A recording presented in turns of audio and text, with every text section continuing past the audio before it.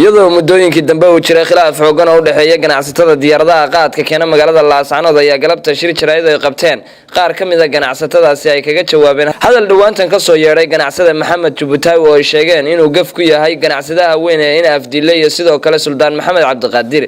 waa sida ay hadalka u dhigeen raaligelin ka bixiyay hadalkaasi ganacsatadan ayaa sidoo kale sheegay inuu ganacsigu yahay mid xor ah isla markaasna uusan u xidhnaan karin cid gaar ah waa kuwan ganacsada Cabdiqaadir Xasan Madoobe Bidaar iyo Aadan Cawl Dirir daclooda arintaasi si wada jir uga hadlaya waxaan halkan sida hadlaynaa dalabta arintii uu Maxamed Jubutaawi uu ka hadlay diyaaraduhuna tiiwiisa un bay la mid yihiin waxaan cadaynaynaa halkan diyaaradan in deegaanka Laascaanood laga leeyahay annaguna aanu leenahay tiisana ay la mid tahay fidmo iyo dhibaatana ayna wadin ganacsiguna uu xor yahay waxaanu talo halkan raali gelinaynaa cid allaale cidii Maxamed Jubutaawi ku khaldamay haday suldaanta tahay haday beel ahaan tahay cid dalo soo hadal qaaday haday tahay Xaaji Maxamed Ismaaciil Tarabi وأنا إثيوبيان ودنعسيا وحدياردا وشغل وتليهي ميرود مجرتو أنا وقاعد هرير يبان وتوقين يقعد تعدي دنعسيا والصعدة دتنا إن فدمو يحسرد قفت وتشغية معها دياردا وما يمن إن فدمو ما يساء درسق بيصعد ونطوي يصعد شغل تختي دلا أنت أبعنا ودل بضي دل هرتينيا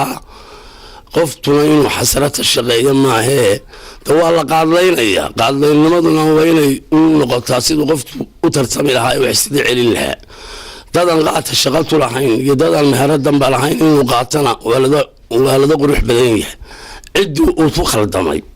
أنا قابلت شيء حارة السيني وعدتو للسعودتين ما جرتو واتلذي حاجة أنا وحن لنا محمد Jubutaawi laba nin baa waxa la rag baa ciyaar wada ciyaaray dabeetana ragii ciyaarta ay wada ciyaareen nin baa laga badiyay wixii baa laga helay xogaaga yaraayo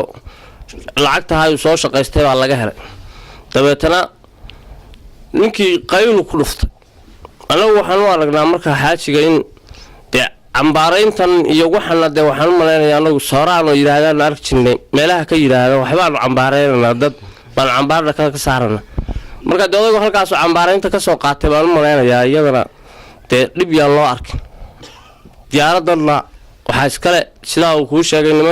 nimanka iyaga deegaanka reer Laascaanood ayaa iskale